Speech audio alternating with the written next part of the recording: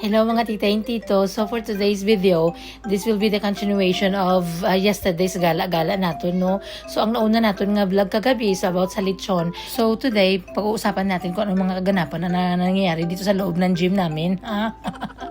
Pagpasok namin, tinagreklamo na agad si Ashid. Bakit daw tinusok daw ang pig sa mouth tapos labas daw sa puwet?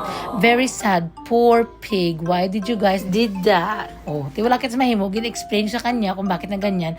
Nagkatagalog-tagalog ako dito kasi as I promised to one of our follower na hindi siya makaintindi talaga. Nahirapan siya sa kalisud ba? Kaya mga Ilonggo man tayo dito. Dito sa amin sa bayan ng Surala, mga dialect dito, Ilonggos, mga Bisaya, mix with Karaya, Hiligaynon, what else? Muslims, basta mix kami dito. Pero dito sa amin sa Surala, more on mga Ilonggo dito na mamayabang man kami dito. Kita ko nagapalitson kami dito. Hindi mahirap ang Mindanao. Sino nagsabi na mahirap ang Mindanao? Mayayaman kami dito. May mga birthday nga dito. Lagi kami may mga lechon niya. Hindi lang nga lang yan isa. Minsan tatlo pa yan. Oy, joke lang. Nag-enjoy lang tayo dito. So marami mga lalaking tao na nandito today. So some of them I haven't known them. Pero si Mambing Pabi Arakil, kaya tibiga ko gid na siya sa isip ko lang. Idol ko gid na siya, makadto ko na to sa iya nga opisina. Balawan di mapa-picture bala ko. So today, ang makikita nyo sa video natin ay mga lamesa, no, ng every barangays na may mga display ng mga every food nila na mga pinagmamalaki ng kanilang mga barangay ba. Kung ano mga prutas nila doon, mga pagkain nila doon. Pero parang pare-pareho lang naman din tayo. Kaisa nga lang tayo ng ng town hall. Kung may rambutan sila doon, may rambutan man kami dito sa bahay, may lansuni sila. Pero may kukwa dito si tita. Itong lambuntong tita, it's close to my heart as well because andun din na marami ko mga pamilya, yung mga relatives ng nanay ko. O kaya sa lambuntong ako nagpaamulya kasi andyan naman ang relative ko, pinsan ko man yan dyan.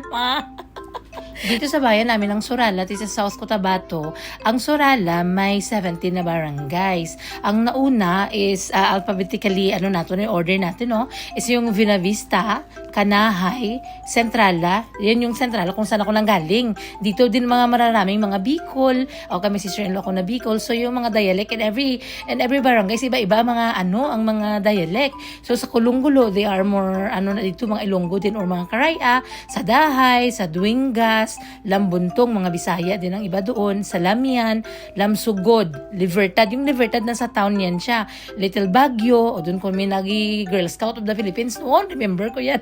Sa Muloy, I've got a lot of classmates from Muloy kay na sa Sunas man ako nag-graduate. So, mas closer yun sa Sunas. May mga classmates ako ng mga Karaya, ganun. Sa Nasi, ang Nasi is the next barangay from Centrala. And then the other one, gin-research ko lang ito, is yung Buena Flores or Buena Flor. Ito lang talagang hindi ko medyo masyado na alam, no? Ang next is Tubiala, malapit na sa amin, and then yung Poblasyon. So, makita nyo kung gano'ng kaganda mga handa-handa nila dyan, tita. Pabunggahan sila kay mga mamayabang nga kami dito. Wala dapat may magpapalamang, dapat maganda kami lahat. So, ang ending, maganda ang lahat. Ambot ang ang lamyan ang nanalo eh. So kung andun ka talaga pag magatingin-tingin ka, ma-amaze na ang mamata mo. Maliit pala ito na festival. Antayin nyo pag mag-festival. Pag ang South Cotabato, tingnan ko lang kung hindi pag mamudlo ang mga mata nyo. So sa kabilang part ng gym, meron din sila dito mga activities.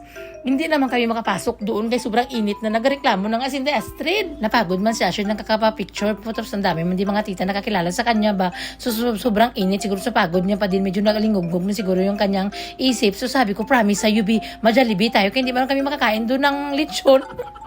So nagtabok lang kami doon sa kabilang bangers. Nagtawid kami sa daan. Tapos nagkain kami ng Jollibee.